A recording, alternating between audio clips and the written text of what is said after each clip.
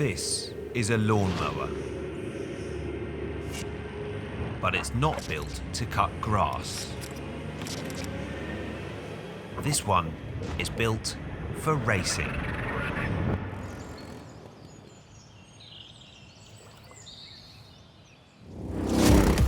To be specific, British lawnmower racing.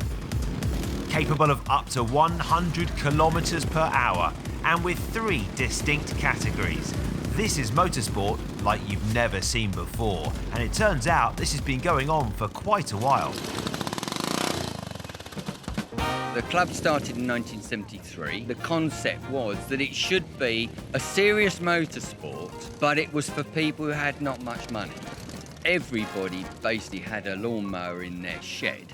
And so what they did was they ran behind them, and this was what became Group 1. And then people got fed up with running.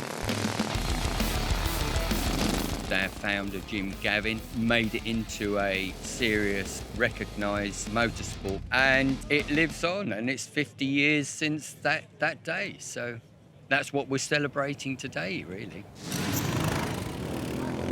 500 laps lay ahead of competitors from all over the lawnmower racing world, looking to add their name to the history books. We've been building up to this for months and months and months. This is the jewel in the crown, as it were. This is the event that everyone wants to win. The 50th anniversary. Getting your name put on a trophy that Stirling Moss has got his name on.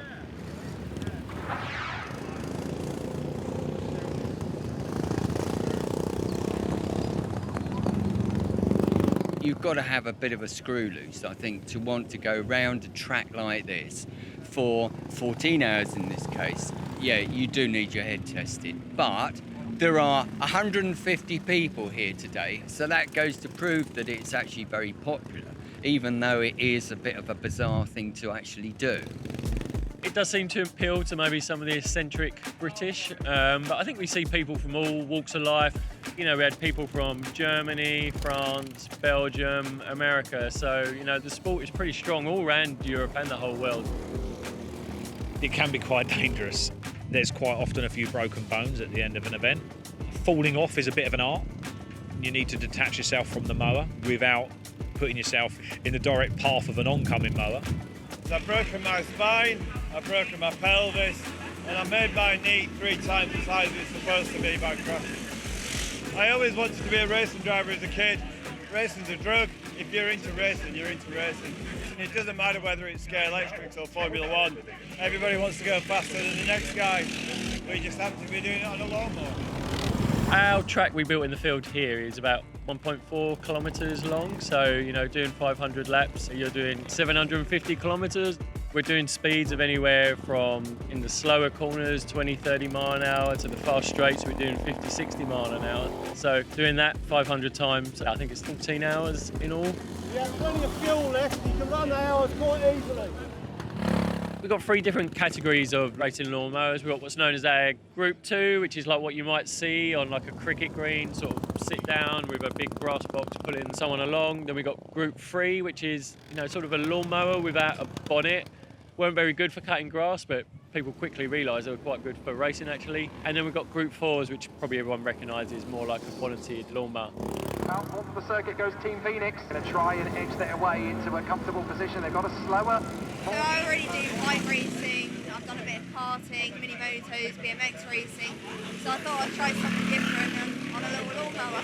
We blew an engine in qualifying, so we qualified mid-pack, and then we ended up blowing another engine at the start of the race. And then we blew another engine, and then we made a good engine out of 3 bad ones. If you look at the guys that are leading, they've been doing this for 20 years plus. So yeah, it takes a lot of time to get the hang of it driving-wise, but also make a reliable machine. You feel every bump in the road, and it's absolutely brutal. It takes your breath away, it's that intense. It's our first 12-hour race, but I don't know if we'll be doing another one because we're all broken. Everyone's here to help each other. If we break down and we haven't got a part, someone else in the pit will have a part. As always, you can spend a lot of money on stuff, but you can get involved relatively cheaply, and that's why it's proper grassroots motorsport.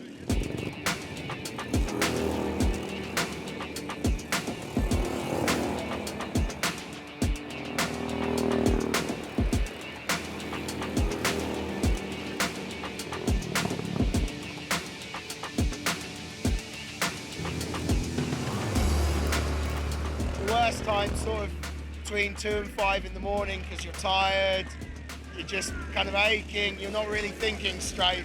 That's when you tend to see little crashes.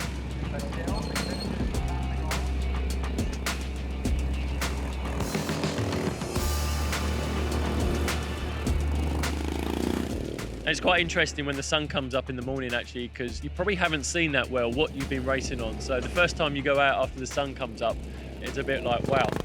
There's no grass left, you get a bit of moisture in the air, and the track starts to become a bit slippy, slidey, which is really good fun. And you always get an adrenaline boost when the sun comes up as well. To drive a machine on rough farmer's field for 12 hours is pretty painful. But people keep coming back. So, you know, we must be a masochistic lot to want to do it time and time again.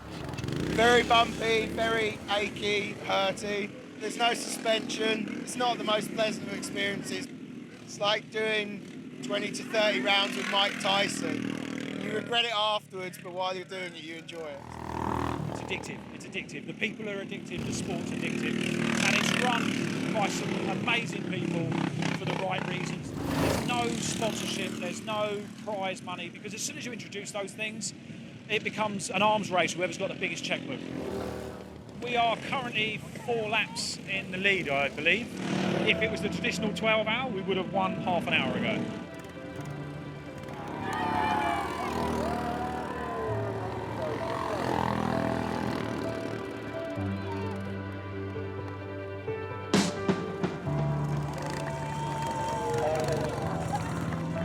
It's been a long day. I have not now slept since I don't even know what day it is today.